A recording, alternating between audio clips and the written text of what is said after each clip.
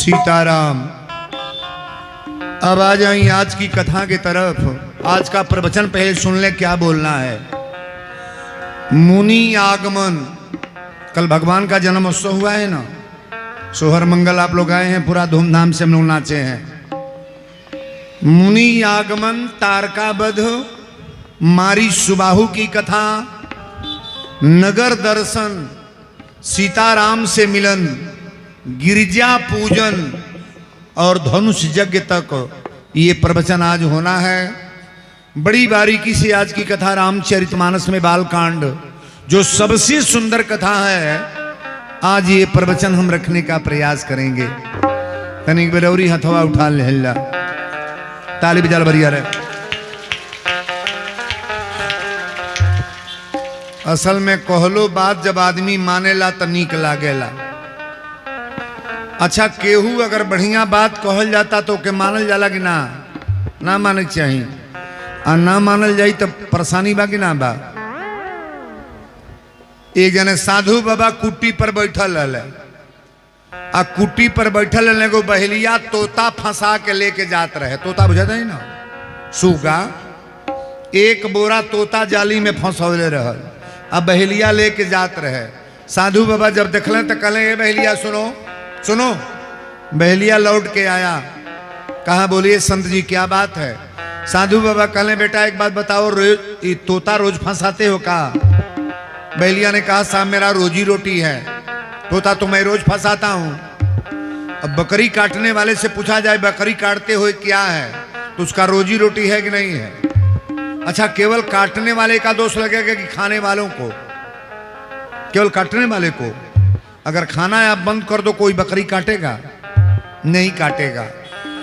कोई भी बुराई अगर बंद कर दो, दारू पीना बंद कर लो तो दारू मार्केट में आएगा। बुरा तो आपको बनना पड़ेगा, पहले बुरा हो या भला हो। आप कथा में आए हो, 100% अपने दिमाग को बदल के आए हो। वीरेंद्र क्या बोल गए इससे मतलब नहीं है, आप अपने जीवन में क्या उतार के जा रहे हो, इससे मतलब है। यही कथा सुनकर कोई बिगड़ जाएगा और यही कथा सुनकर के कोई सुधर जाएगा। महाराज भाई प्रयागराज तो सभे नहाए गए, वह नहानवा को के आयल है तो केहू चुनौती फेंक दियल और सुरती ना खाए। वह नहा के आयल तो केहू गांजा छोड़ दियल, गांजा ना पियब। वह नहा के केहू आयल है तो रच बच छोड़ दियल। और वह नहानवा कितने जने 10 साल से नहा तड़े और में मनवा बौरुके में जाता। नन के बाउर बैठल बा। कथवा में वीरेंद्र बाबा के सगरी खोल के लोग नबा, खोल खोल के बा। आधा लोग तो ही देखे वाला देखल जा वीरेंद्र बाबा बानी कैसा। हमको देखकर क्या करोगे, मैं किस काम लायक हूं? अरे देखना है तो परमात्मा को झांको ना, दुनिया के मालिक को झांको। हम तो जैसे आप हैं वैसे हम हैं। दीवाना अगर बनना है तो भगवान का दीवाना बनो। संत ने कहा, सुनो, बहेलिया पहले कराया, जाल में फंसाया था चूगा। कहने कि डेली यही काम करते हो? बहेलिया ने कहा, हाँ संत जी, मैं तोता तो रोज फंसाता हूं। कहले एक काम करो, आज मेरे कहने से सब तोताओं को छोड़ दो। ये जितना तोता फंसाए हो ना, सबको छोड़ दो। बहेलिया ने कहा, तोता फंसाए हैं तो छोड़ देंगे, हमारे घर में नमक तेल मरचा मसाला आप दोगे? साधु बाबा कहले, यो तो ठीक है कहता। कहले एक बात बताओ, कोई बढ़िया काम करके तुम नहीं जी सकते हो? बकरी काटने वाला दूसरा काम करे तो उसका परिवार नहीं जिएगा? नहीं जिएगा, शौक से जिएगा। मुर्गा काटने वाला दूसरा कोई काम करे तो नहीं जिएगा? जिएगा। बुरा काम करने वाले कोई भी काम हो, सुंदर काम करके देखो, तुम्हारा यहां भी बन जाएगा, वहां भी बनेगा। मैं निवेदन कर रहा हूं। संत ने कहा नहीं छोड़ोगे, तो कहा नहीं छोड़ेंगे। संत ने कहा एक तोता हमको दे दो। बहेलिया ने कहा एक तोता लेकर क्या करेंगे? साधु बाबा कहले अपन ट्रेनिंग हम दिलवाए। साधु बाबा कहले एक पिंजरा जो तोता आप रखे हो ना, एक तोता का दाम कितना है? तो बहेलिया ने कहा दाम क्या देना है, 50 गो रुपया दे दीजिए, एक तोता ले लीजिए। तो 50 रुपया में कीन ले। अब 50 रुपया में कीन के साधु बाबा पिंजरा में रखल है। अब तोता के लगल पढ़ावे, तो तोता के जौन पढ़ाल जाए तो पढ़ी कि ना? ना पढ़ी। हमनियों को तोता घर में बाण कुल हेते हेते बेटा नाती पोता कहो ना बैठबू आज ना बैठबू ना बैठबू ना बैठबू तार रजिस्टर लेकर खड़ा हो गई चल बाद में लिखिए ना बैठ के ना लिख सके बैठ के लिखा ना चल लिखो ये हमार कथा नोट करे बैठल बा पत्रकार है मीडिया वाली है लिख बोलो सच्चे दरबार की जय। का बोले है ने देखल जा है ने अब हमके देखल जा उन्हें के देखे के कहनी जाना खोल खोल कर लोग बा छोटे बच्चों को आप लोग पढ़ाते हो ना इतनी पर जितना छोटे बच्चे मोबाइल देख रहे हैं कोई गार्जियन देख रहा है नहीं बोलोगे छोटे बच्चा जितना मोबाइल देख रहे हैं अब तक हमारा बुझाता है दादा सजी लइकन के एगो हमरो नाती बा 3 साल के गोरखपुर एडमिशन कराए हैं एडमिशन कराई उकरा 30,000 रुपया लगल है 3 साल का अभी है दाई आती है लेकर जाती है टट्टी पैखाना सब वही साफ करती है बड़ा महंगा फीस लगता है लेकिन वो लड़का हमार नाती जौन बा न अपना मम्मी से कहीं मोबाइल दिखाओ तो दूध पिएंगे अपना नतिया की बात मैं बोल रहा हूं कोयला मोबाइल दिखाओ तो मैं दूध पीऊंगा मोबाइल दिखाओ तो रोटी खाएंगे मोबाइल दिखाओ तो तुम्हारा कहना करेंगे अब बच्चों को यही आदत डाली जा रही है हम बहुत से बार बार मैंने कहा कि मोबाइल वाली आदत पहले छोड़ा दो ये लड़का जाकर आगे बिगड़ेगा कि बनेगा नहीं बिगड़ जाएगा बच्चों को जो लाइन सिखाओगे ना बच्चे वही सीखेंगे महाराज तोता के ले गए पिंजरा में बंद कैले अब तोता के पढ़ावे लगल तोता सीताराम कह राधे श्याम कह जय माता जी कह तोता सीताराम रही के अरे तोता रटन तो है समझो रट के पक्का हो गया और जब पक्का हो गए तो अब तोता के सिखावत ना सुन ले अब पूरे संसार के तोता को सिखा देना कहलस क्या सिखाना है तो साधु बाबा कहले कहीं जाना तो कह देना बहेलिया आएगा जाल बिछाएगा दाना डालेगा लेकिन हम लोग जाल में नहीं फंसेंगे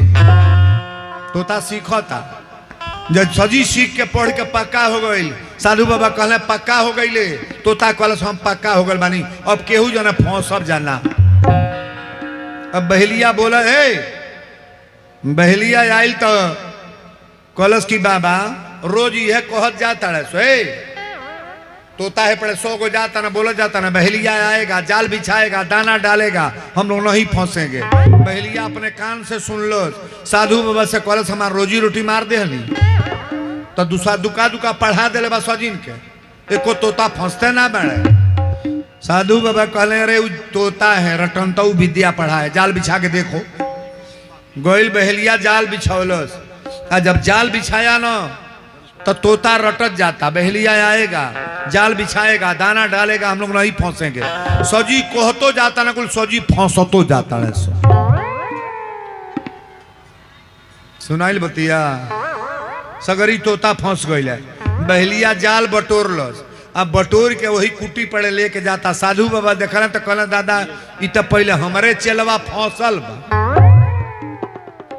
जौन के सिखौले रही हम अपना तोता के कहले इस तोते को निकालो तो बाहर तोता निकले कहले तुम कैसे फंस गए तुम तो साधु का ज्ञान लिए थे ना कलश रहुआ है ना कहले कि बहेलिया आएगा जाल बिछाएगा दाना डालेगा हम नहीं फंसेंगे साधु बाबा कहले बस इतने कहले ह मनो से कुछ सोचले है कि जब फंसब तो फंस जाए कि ना उतरले कैसे हवे तो कलश यह पढ़त रही हाँ आ यह पढ़ते में जाके टप दे फंस गई।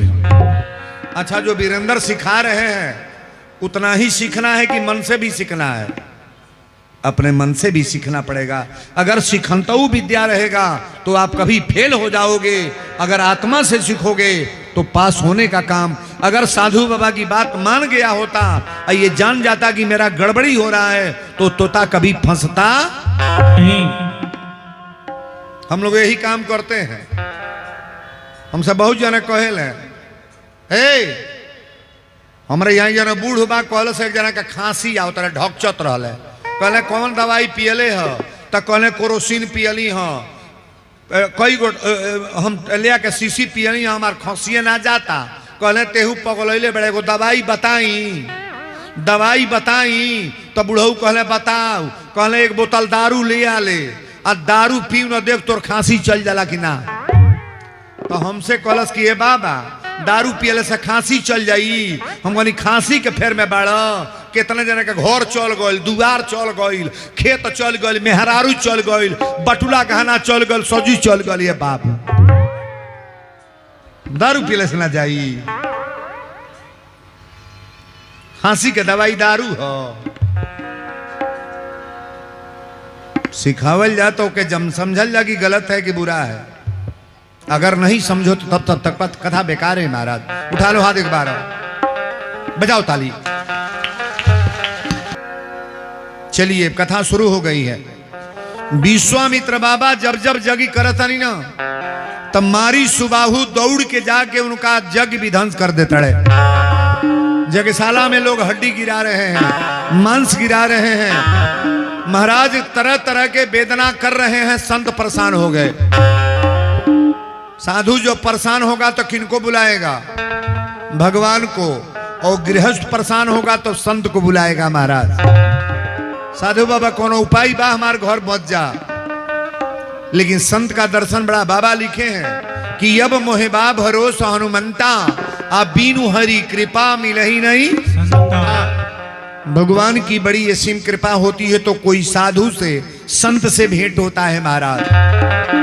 और वीरेंद्र बाबा ये 5वां साल में, आज 5वां दिन, शेष 3 दिन और कथा है, कल परसों नरसों, यानी 24 तारीख तक ये प्रवचन है।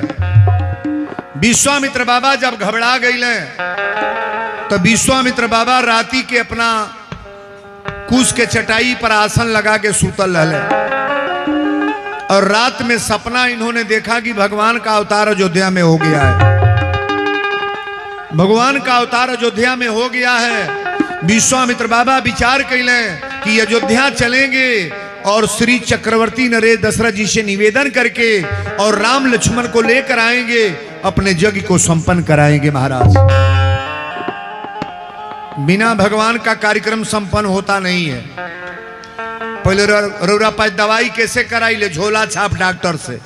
आ जब बीमारी बढ़ेला तो गोरखपुर चलो, आ गोरखपुर रिफर करी तो पीजीआई चलो, आ पीजीआई के डॉक्टर जवाब दे दी तो अब भगवान के बुलावा कि भगवान बचाव। भगवान तभी बचाएंगे, पहले भगवान को पकड़ो। पहले डॉक्टर को बुलाना है कि भगवान को? नहीं बोलोगे? अच्छा एक बात बताओ, जीने वाले आदमी को कोई मार पाएगा? 50 को कट्टा रिवाल्वर ले लो, सिक्सर ले लो, मार नहीं पाओगे अगर भगवान की कृपा है तो। और मरने वाले को 50 करोड़ रुपया रख लो और मरीज बचाना है तो अब बचा नहीं पाओगे। पैसा से क्यों मरीज बची हो? उनकी कृपा होगी तो मरीज बच जाएगा। उनकी कृपा जब होगी ना तो मरीज बच जाएगा। अगर भगवान की कृपा नहीं है तो आप कितना ही प्रयास कर लो, बचने वाला नहीं। विश्वामित्र बाबा सोच रहे हैं, तुलसी बाबा लिख रहे हैं, विश्वामित्र महामुनि ज्ञानी,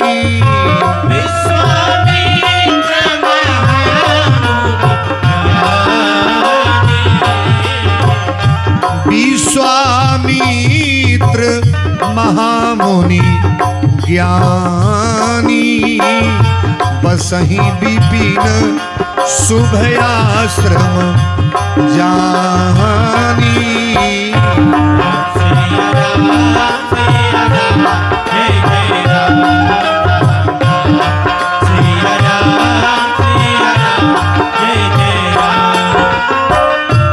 जहाँ जप जाके जोग मुनि करही,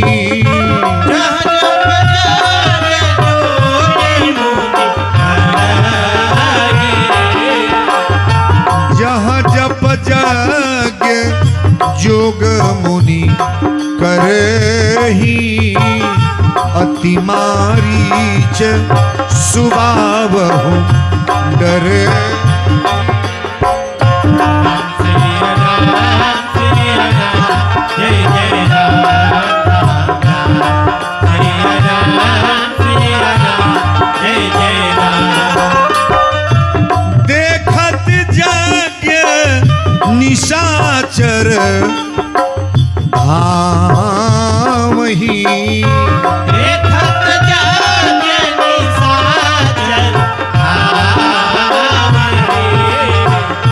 देखत जग निशाचर धावही करही उपद्रव मुनि दुख पावही।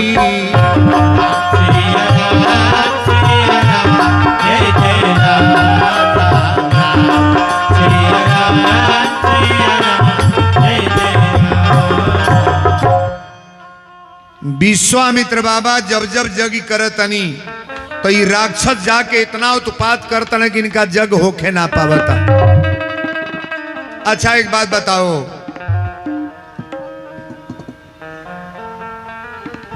ये वर्तमान में जग का जो निंदा कर रहा है, साधु का निंदा कर रहा है, कथा का निंदा कर रहा है, जगकर्ता का निंदा कर रहा है, उसके ऊपर भगवान की कभी कृपा होगी? होगी कृपा? आपको मनोबल देना चाहिए कि सरकार मेरे वहां जग बढ़िया से बढ़िया हो। कोई आदमी जब खड़ा होता है जग के लिए ना, तो अपने विचार को पहले निर्मल बनाने का प्रयास करो। विश्वामित्र बाबा कहले कि आज हम अयोध्या चलेंगे। तुलसी बाबा रामायण में लिख रहे हैं, अरे गांधी तनय मन चिंता व्यापी, गांधी तनय मन चिंता व्यापी, गांधी तनय मन चिंता व्यापी, गांधी तनय मन चिंता व्यापी, गांधी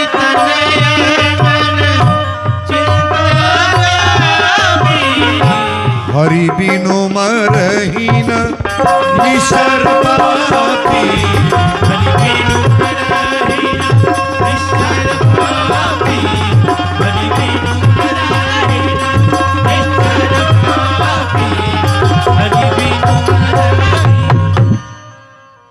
निसर पापी।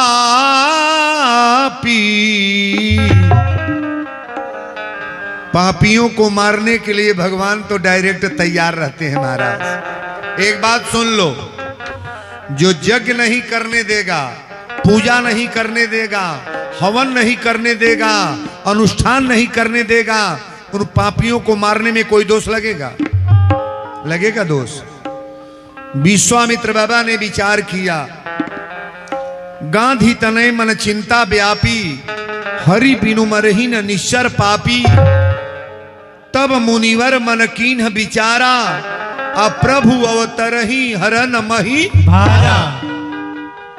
भगवान का अवतार अयोध्या हो गया है। ज्ञान विराग सकल गुण ऐना, असो प्रभु हम देखब भर नैना।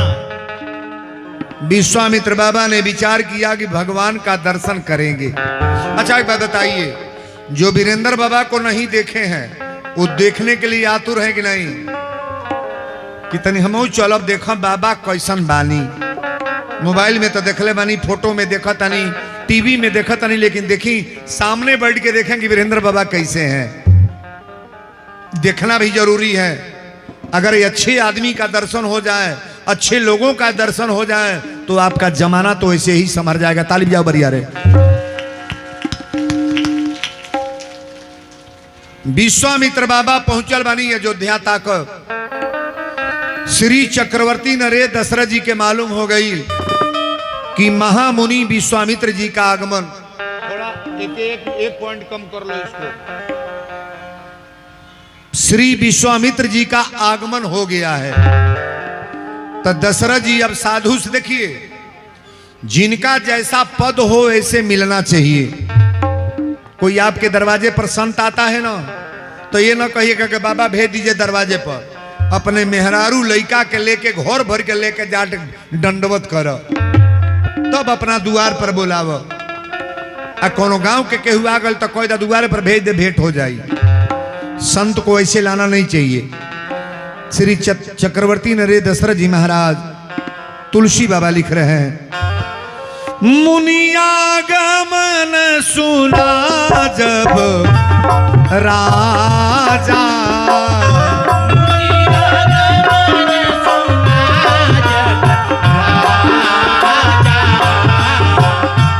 मुनियागमन सुना जब राजा, मिलन गयऊ ले विप्र समाजा।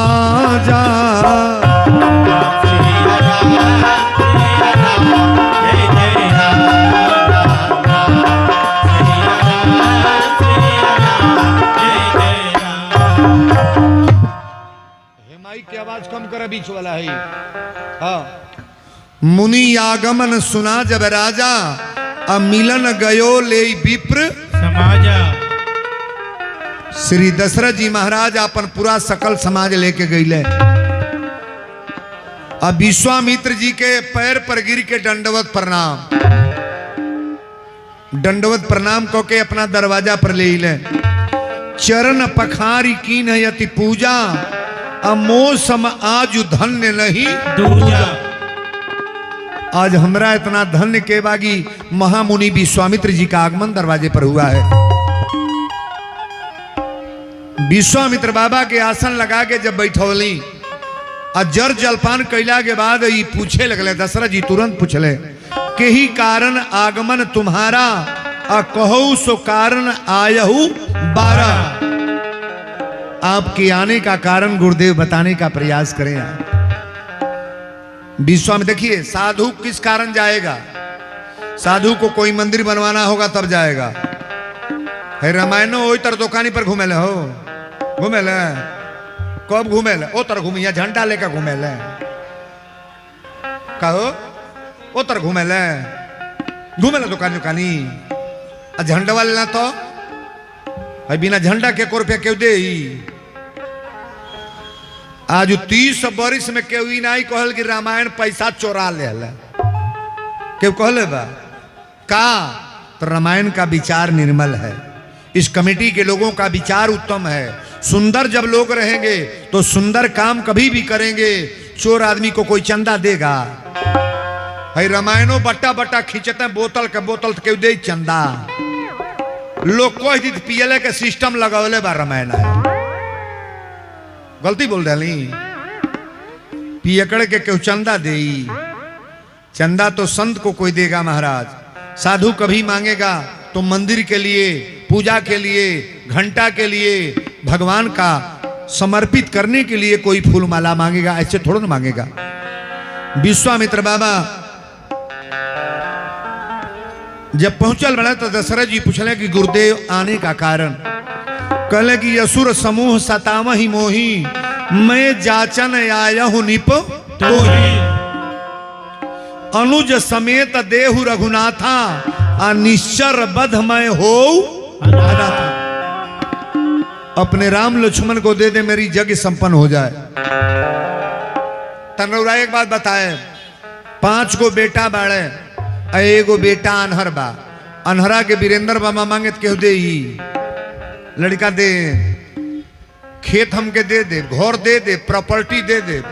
फाजिल नगर मार्केट में अगर हम मांगल शुरू करी तो एक आध ढिसमिल जमीन केहू दे दी कि ना? बहुत लोग बड़ा की दे दी है वीरेंद्र बाबा, ए जू बौसी रौरा ए जू रोही नहीं दे दी है। लड़को केहू दे, बच्चा नहीं देगा। लेकिन मेरे बसने रहने के लिए तो बहुत जमीन है महाराज। घर से गोरखपुर तक मेरा परिवार गोरखेपुर रहता है। हम लोग अकेले घर पर, श्रीमती जी अपने हैं। आज बहू गोरखपुर रहती है, वो बच्चे वहीं पढ़ते हैं। छोटे लड़के की भी शादी तय कर दिए हैं। तो हम लोग के पास समय कहाँ है कि परिवार में रह पाएंगे। संत की परिभाषा आपको बता दें, बड़ी सुंदर कथा आज की है, सुनने का प्रयास करो कि बाबा क्या बोल गए।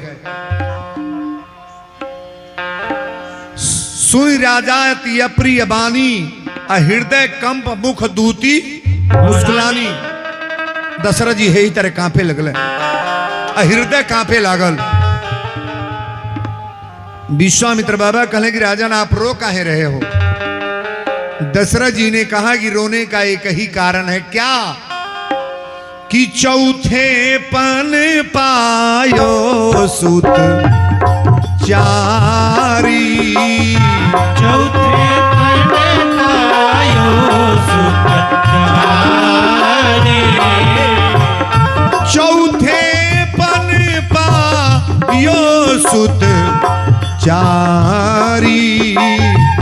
विप्र मांगे नहीं बचल बिचारी।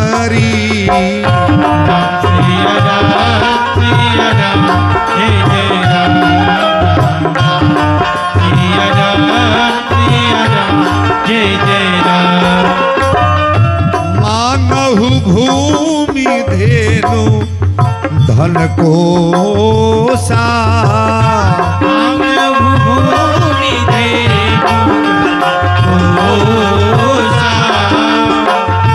मांगहु भूमि धेनु धन कोसा, सर्वस देव आजू सह रोसा।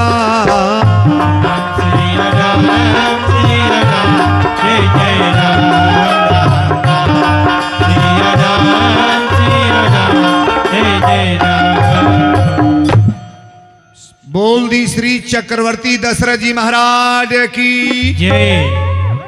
दशरथ जी कली की राजन रौरा मांग ली, खेत मांगी, घर मांगी, धन संपत्ति मांग ले, मैं देने के लिए तैयार हूं, लेकिन राम देत नहीं बनत गोसाई, राम को नहीं देंगे। विश्वामित्र बाबा कहले काहे राम को नहीं देंगे? गुरु वशिष्ठ जी लगवे रहली ताकब हमरा हो। वशिष्ठ जी ने कहा कि ये राजन रौरा 4 गो पुत्र भइल बड़े कैसे? त कहले जग करावल गल त जग से हमरा बेटा भइल है। जग करवला से राम लक्ष्मण भरत शत्रुघ्न का जन्म है। अब विश्वामित्र बाबा का करने के लिए ले जा रहे हैं? जग। आप बताओ, भगवान के देने पर संपत्ति है और भगवान की कथा में दान नहीं करोगे? यज्ञ करने के लिए पुत्रों को नहीं देंगे। दशरथ जी रोवे लगले। वशिष्ठ जी समझौली कि राजन ऐसा कभी न सोचिए, जब यज्ञ से पुत्र पैदा हुए हैं और यज्ञ करने के लिए मांग रहे हैं तो आप 4 पुत्र तो मांग नहीं रहे हैं, दोनों पुत्रों को साथ में लगा दें।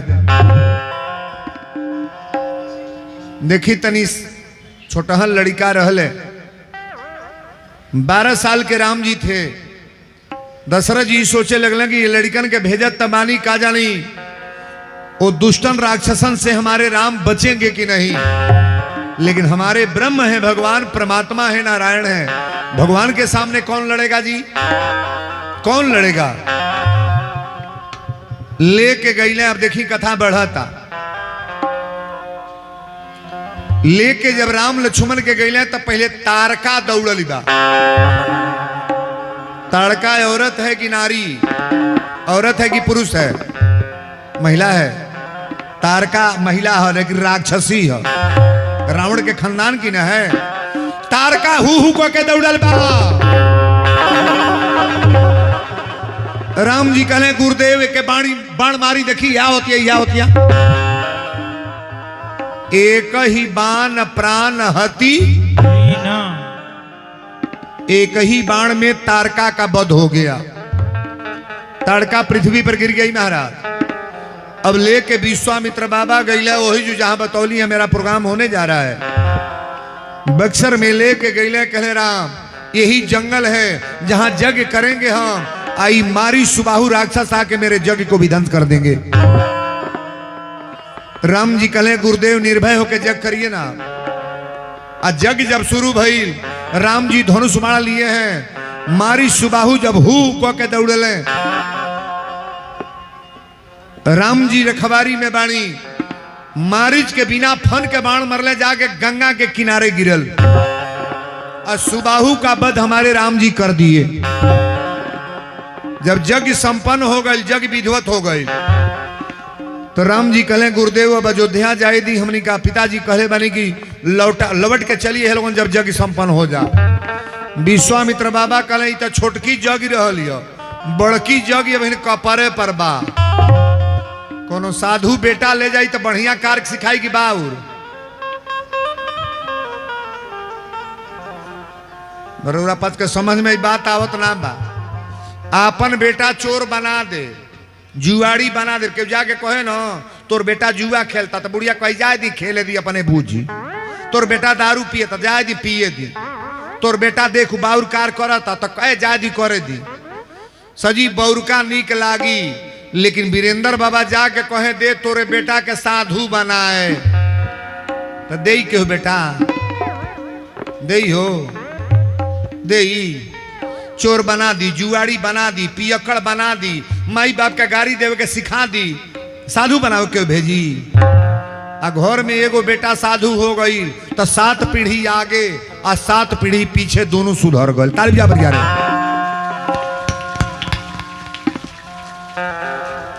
साधु खाली मर्दे नहीं होले, भक्तिनियों साधु होली है, यो लोग साधु हो खो। कंठी माला तो हूँ पहिरा, कोनो नुकसान ना करी, चंदन टीका लगावा जैसे वीरेंद्र लगौले बने है, टिकुली तो डुप्लीकेट चीज है, ओरिजिनल टीका लगाओ जो भगवान के रिझावे के बाद। सजी टीका टिकुली सेनूर बिंदी लगता है बा, तब वो मर्द फनर फनर कैले बा। का हो अतनी हो चंदन लगा के देखा ना, हो मर्दे के रिझाव, जौन मर्द कबो कामे आ जा। भगवान को पकड़ने का प्रयास करो, डुप्लीकेट नहीं।